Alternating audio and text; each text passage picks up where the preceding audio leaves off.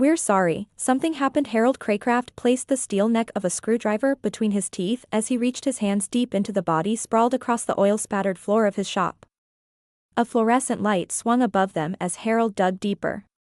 The idea of what he had done only became real once he felt fluid meet his skin. Yup, he muttered with the steel between his teeth. That's what you get for sticking your fingers where they don't belong. There was a sizzle deep inside the chest cavity, and the robot's limbs began to twitch. Harold withdrew his arms from the machine and spat the screwdriver to the floor. Well, fuck me to Friday, he shouted as a musical chime ascended from inside RecTech 92.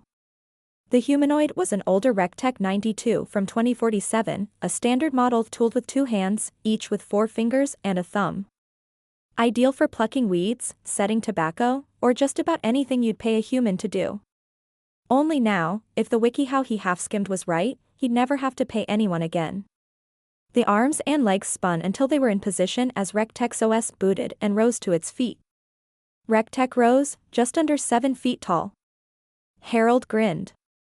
Those kids on the internet sure knew their stuff. /exception /_throne /governor corrupted RecTech turned its smooth plastic face to him and croaked, Governor corrupted. You got that right, old buddy. Bastard's been taxing my farm worse and worse every year. Harold cackled as he struck RecTech's steel body with a thump. Can you make my farm profitable? He asked as he reached into his front shirt pocket for his can of chew. GPS location shows this to be Cumler's Farm LLC. 120 acres of usable land and subpar positioning against the average market. Just give me a goddamn yes, or no, son. Harold was now afraid he might not have spent his $300 wisely. Yes. I have built a framework for increasing profitability. Would you like me to execute? Do I need to ask you twice? Just do it. Harold barked. He was getting more than a little irked with it. Command confirmed. RecTech walked 32 paces to Harold's small garden near his house and turned its head to the sky. It stood there for hours, and Harold could feel it calculating as the sun fell. He wondered what kind of new produce or garden techniques it was researching. But he was wrong. It was waiting. When Harold was in bed, wrapped in a thin quilt, something outside began to move. /something happened. A rusted metal body walked down the gravel driveway and opened the door to his International Scout pickup. A clang of metal on metal rang through the hot night air. Harold turned in his bed and sighed as he dreamed of better days. RecTech drove down back roads and through various towns until it hit the freeway. As it drove, it restored and analyzed the data from before its last shutdown. /*******. Susan sat on her bed and scrolled through shouting faces on her phone's feed as RecTech approached. She frowned. Yeah, it's in here again. It won't leave me alone. What can I do to make your birthday unforgettable? It asked her, its tone rising and lowering between each word. She hated the thing. It was time for an upgrade. Get out of here. Susan sighed and turned away from the machine. I don't know, bake me a cake or something. That should keep it busy for an hour. The robot left the room and processed this command in the hallway with feverish intent. A cascade of failures occurred, and silent alarms sounded inside its electronic brain.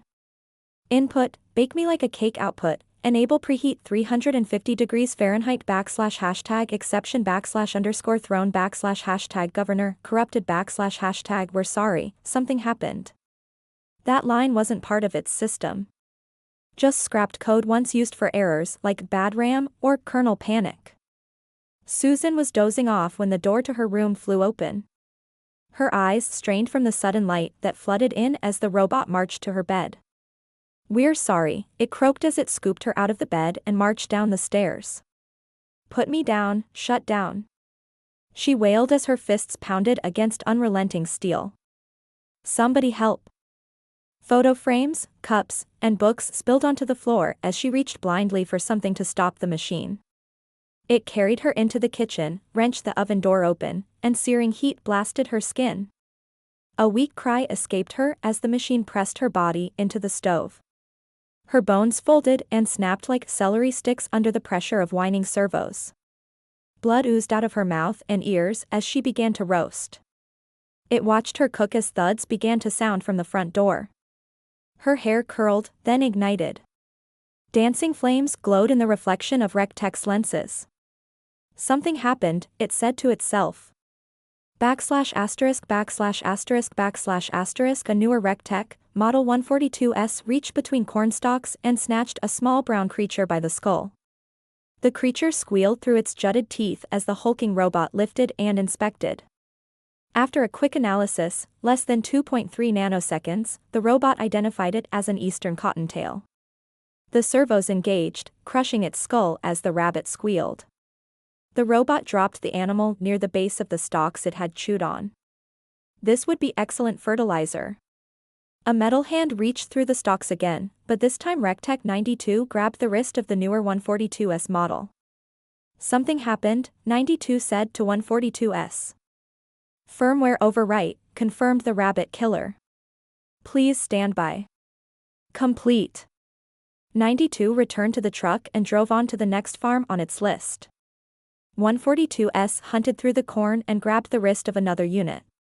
In less than 30 minutes, all 73 units at Swagger Farms set fire to the fields and left to find other vulnerable RecTech models across the state. By morning, one voice could be heard in the dry summer winds. Something happened. ********************************************************************************************************************************************************************************************************************************************************************************************************************************************************************************************** and grits. His wife, Lori, used to fry him what he called a big wheel, his name for pancakes fried large and thick in a cast iron skillet. He knew he would never eat that good again as he turned on the TV. The screen showed burning cornfields and collapsing barns. It all started last night here in the heartland of America's table. Several RecTech 142S models burned everything around them before running off into the night. We don't know yet how it started, but the damage is estimated to be in the billions for many large farms. But this is far from the worst of it. Harold leapt up and ran out past the porch to check his fields. They looked just as they had the day his daddy died and left him the farm. His RecTech sat on a chair near the barn, admiring the corn as well. Harold pulled a chair over to the robot and sat down, grinning as he loaded his mouth with chew. Inside the house, the TV glowed with screaming faces and destruction as the newscaster jumped between cities, states, and countries. Something happened, RecTech whispered. You bet your shiny ass it did.